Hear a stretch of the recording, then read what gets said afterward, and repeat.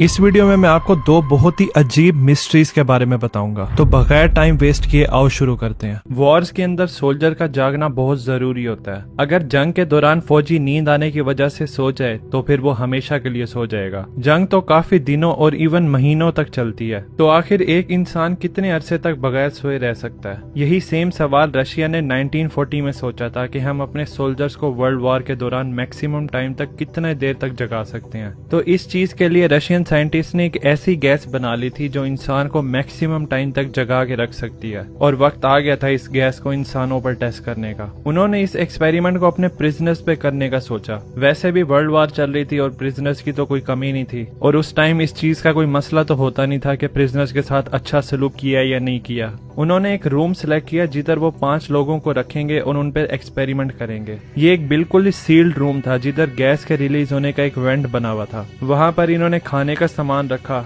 एक पानी वाला बेसन भी था और एक टॉयलेट। ऑक्सीजन लेवल को चेक करने के लिए डिवाइस भी लगी हुई थी। कमरे में माइक्रोफोन्स लगे हुए थे ताकि उनको सुना जा सके, और कैमरास भी लगे हुए थे उनकी हरकतों को मॉनिटर करने के लिए। कमरे में सिर्फ एक छोटा सा शीशा लगा हुआ था, वो भी दरवाजे पे। उसके आर पार देखना भी बड़ा मुश्किल था। 5 कैदियों को इन्होंने सिलेक्ट किया और उनको बोला कि हमने तुम पर ना स्लीप एक्सपेरिमेंट करना है। ये एक्सपेरिमेंट 30 दिनों के लिए होगा और तुमने इस दौरान बिल्कुल भी नहीं सोना और जागे रहना है, और अगर ये तुमने कर लिया तो 30 दिन के बाद हम तुम लोगों को आजाद कर देंगे। तो कैदियों ने सोचा चलो फेयर डील है, और वो मान जाते हैं। फिर उन कैदियों को उसी कमरे में बंद कर दिया जाता है। पहले 3 दिन तो बहुत सही गुजरते हैं, सब कुछ नॉर्मल होता है। गैस अपना काम कर रही होती है और कोई बंदा भी नहीं सोता, और रिसर्चर्स भी खुश होते हैं। लेकिन फिर चौथे दिन ना चीजें अजीब होना शुरू हो जाती हैं। उन लोगों ने जंगों के बारे में डिस्कशन करना शुरू कर दी थी, अपने पास्ट लाइफ के ट्रॉमास के बारे में, और 5वें दिन वो अपने आप से ही बात करना शुरू कर देते हैं। इस तरह बिहेव करते हैं कि कोई इनके अलावा भी रूम के अंदर है। माइक्रोफोन के अंदर विस्पर करके वो अपनी खौफनाक कहानियां बता रहे थे। 6ठे दिन के बाद उनको हेलुसिनेशन होना शुरू हो जाती हैं। हेलुसिनेशन मतलब ऐसी खौफनाक चीजें जो वहां पर मौजूद तो नहीं होती लेकिन वो दिखाई जरूर देती हैं। ठीक इसी तरह ही जैसे आप घर में अकेले हो।